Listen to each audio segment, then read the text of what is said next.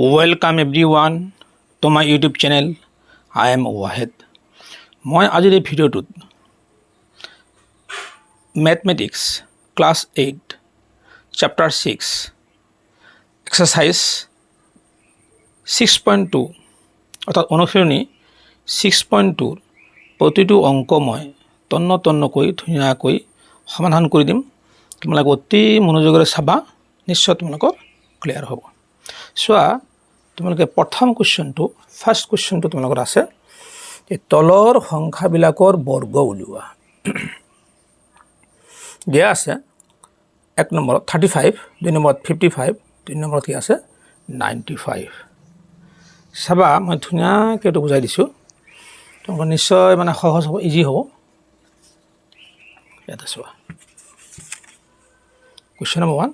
বৰ্গ উলিয়াব লাগে 35-ৰ।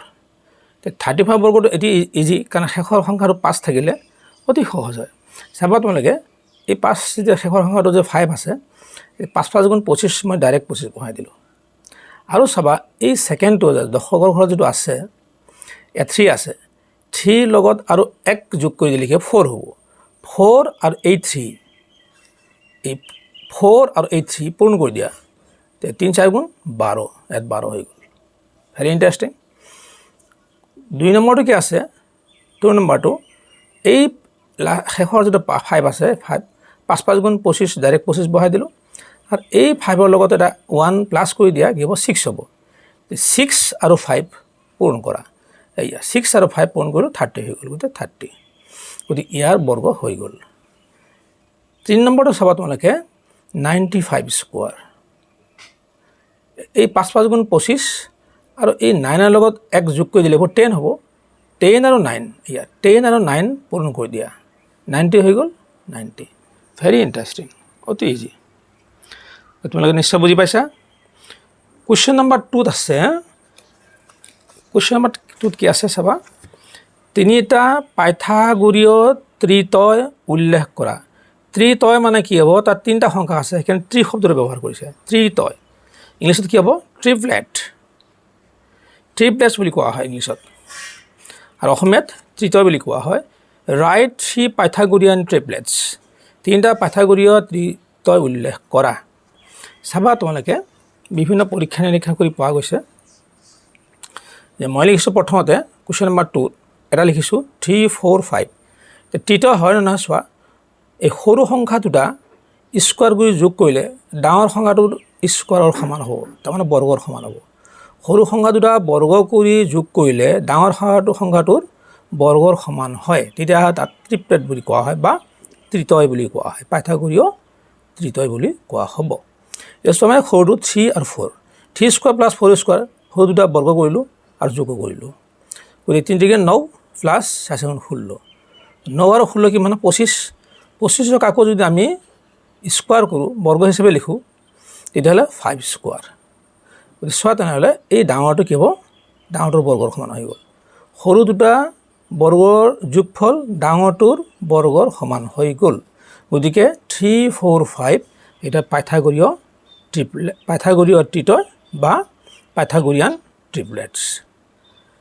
এতিয়া চোৱা 2 নম্বৰটো চোৱা 8 15 17, এই দুটা সৰু দুটা মই স্কোৱাৰ কৰি যোগ কৰিম, 8 স্কোৱাৰ প্লাছ 15 স্কোৱাৰ, 8 স্কোৱাৰ মানে 64 আৰু 8 গুণ 64, 15 স্কোৱাৰ হ'লে কি হ'ব, এই 5 5 গুণ 25 আৰু এই 1ৰ লগত 1 যোগ কৰি দিয়া, 2 হ'ব, 2 1 গুণ 2, এই আগৰ নিচিনা। গতিকে 64 প্লাছ 2 2 5 যোগ কৰি কি হ'ব 289, 289ৰ বৰ্গমূল কি আছিলে 17 স্কোৱাৰ বা 17। এতিয়া মই ধুনীয়াকৈ বেলেগ এটা হেৰিত বুজাইছোঁ, তোমালোকে চাবা, ইয়াতে মই বুজাইছোঁ, চাবা কেনেকৈ বৰ্গমূল ওলোৱা হয়। 289 ইয়াৰ বৰ্গমূল উলিয়াব লাগে। প্ৰথমতে এই দুটা সংখ্যা, সোঁফালৰ পৰা এই দুটা সংখ্যা আমি বাদ দি এই 2ক আমি কিহেৰে হৰণ কৰিম সেইটো চাম। 2ক আমি 2ৰে হৰণ কৰিব নোৱাৰোঁ, কাৰণ ইয়াত যি সংখ্যা পাতিম ইয়াতো সেই সংখ্যাই পাতিব লাগিব। গতিকে ইয়াত যদি 2 দিয়া যায়, 2 2 গুণ 4, ইয়াত 4 নাই, গতিকে আমি 1 দিব লাগিব। ইয়াত 1, ইয়াত 1, ইয়াত 1, ইয়াত 1 দিলোঁ, তো 1 1 গুণ 1, 2ৰ পৰা 1 গ'লে 1, এই দুটা সংখ্যা একেলগে বহাব লাগিব। বহালোঁ, এই 1ক আমি আকৌ দুগুণ কৰিব লাগিব 2 গুণ 2 ইয়াত 2 বহালোঁ ইয়াত চাবা 9 আছে ইয়াত মই 7 বহালোঁ 7 7 গুণ 49 চোৱা 7 7 গুণ 49 7 বহালে আমাৰ কি হ'ব 9 হ'ব ইয়া 9 শেষৰ মানৰ 9 হ'ব গতিকে আমি 7 বহাই দিলোঁ 2 আছেই 7 বহাই দিলোঁ আকৌ এই 7 আকৌ ইয়াক পূৰণ কৰিব লাগিব গতিকে 7 7 গুণ 49 9 আৰু 7 2 গুণ 14 আৰু 4 18 18 হৈ গ'ল গতিকে ইয়াৰ ভাগে কি হ'ব 0 হৈ গ'ল গতিকে এনসাৰ কি হৈ গ'ল আমাৰ 17 ইয়াত 7 বহালোঁ ইয়াত 7 বহাব লাগিব গতিকে এনসাৰ কি হৈ গ'ল 17 গতিকে নিশ্চয় তোমালোকৰ ক্লিয়াৰ হৈছে গতিকে 17 স্কোৱাৰ 3 নম্বৰটো চোৱা 7 24 25 সৰু দুটা কি আছে 7 আৰু 24 আছে গতিকে এই দুটা মই স্কোৱাৰ যোগ কৰি দিম 7 স্কোৱাৰ প্লাছ 24 স্কোৱাৰ যোগ কৰিম 7 স্কোৱাৰ 7 7 49 আৰু প্লাছ এইটো 576 ইয়াক যদি আমি বৰ্গ কৰোঁ 576 কেনেকৈ হয় চোৱা 4 4 গুণ 16 আৰু এই 2 4 গুণ 8 এই পূৰণ কৰা 8 হ'ব আকৌ তাক ডাবল কৰা 16 হ'ব 16 আৰু 1 হাতে আছিল যে 17 7 হাতে গ'ল 1 আকৌ স্কোৱাৰ কৰা 2 গুণ 4 4 1 5 নিশ্চয় তোমাৰ ক্লিয়াৰ হৈছে গতিকে 49 প্লাছ 576 ইকুৱেল টু 625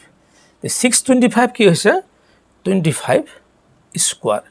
তোমালোকে এইটো ধুনীয়াকৈ তোমালোকে জানা এইটো 625ৰ 25 স্কোৱাৰ হয় কিয় হয় এই 25ৰ বৰ্গমূল কি আছে আমাৰ 5 আকৌ আমি এই 6ক আমি কিহেৰে হৰণ কৰিব 2ৰে 3ৰে হৰণ কৰিলে 9 হ'ব 9 ইয়াত নাই তাৰ আগৰ ষ্টপটো কি আছে এই 2 আছে এইটো চোৱা এইটো মই কৰিছোঁ চাবা এই 25ৰ বৰ্গমূল আছে 5 লিখিলোঁ এতিয়া 6ক আমি এই 2 কিয় হ'ল চাবা 2 স্কোৱাৰ মানে 4 3 স্কোৱাৰ মানে 9 ইয়াত 9 নাই 2 স্কোৱাৰ 4 আছে সৰু আছে ইয়াতকৈ সৰু তাৰমানে 9তকৈ সৰু ইয়াতকৈ সৰু আছে কিন্তু আমি ইয়াতে 9 হ'ব নোৱাৰে গতিকে আমি 3টো বাদ দিব লাগিব আমি কি ধৰিব লাগিব তাৰ আগৰ ষ্টপটো 2 ধৰিব লাগিব 2 দিব লাগিব গতিকে 625 বৰ্গমূল 25 হৈ গ'ল আকৌ কৈছোঁ মই 25ৰ বৰ্গমূল 5 আকৌ আমি এই 6ক আমি কিহেৰে হৰণ কৰিব পাৰোঁ 2 স্কোৱাৰ হ'লে কি হ'ব 4 3 স্কোৱাৰ হ'ব 9 ইয়াত 9 নাই তাৰ আগৰ ষ্টেপটো কি আছে 4 2 স্কোৱাৰ ইকুৱেল টু 4 আছে এই 2 হ'ব এই 2 হৈ গ'ল গতিকে নিশ্চয় তোমাৰ ক্লিয়াৰ হৈছে এইটো পিছত চাবা তোমালোকে ইয়া এইটো চাবা 3 নম্বৰটো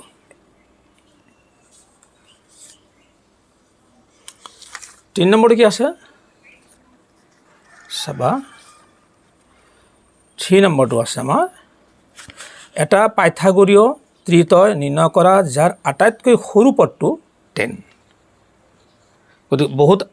চিন্তা কৰি লিখিব লাগিব এটা পাইথাগোৰীয় ত্ৰিতয় নিৰ্ণয় কৰা যাৰ আটাইতকৈ সৰু পদটো 10 ফাইণ্ড এ পাইথাগোৰিয়ান ট্ৰিপলেট হুজ স্মলেষ্ট টাৰ্ম ইজ 10 চাবা এইটো মই কেনেকৈ সমাধান কৰি দিছোঁ 10 24 26 বহুত চিন্তা কৰি লিখিব লাগিব 10 আমি এই সৰু দুটা স্কোৱাৰ কৰি যোগ কৰি দিম 10 স্কোৱাৰ প্লাছ 24 স্কোৱাৰ 10 স্কোৱাৰ হ'লে 100 হ'ব 24 স্কোৱাৰ হ'লে কি হ'ব 576 এই 24 576 গতিকে এইটোৰ আধাৰত আমি এইটো লিখিলোঁ এই চাবা এইটো যোগ কৰিলে কি হ'ব 676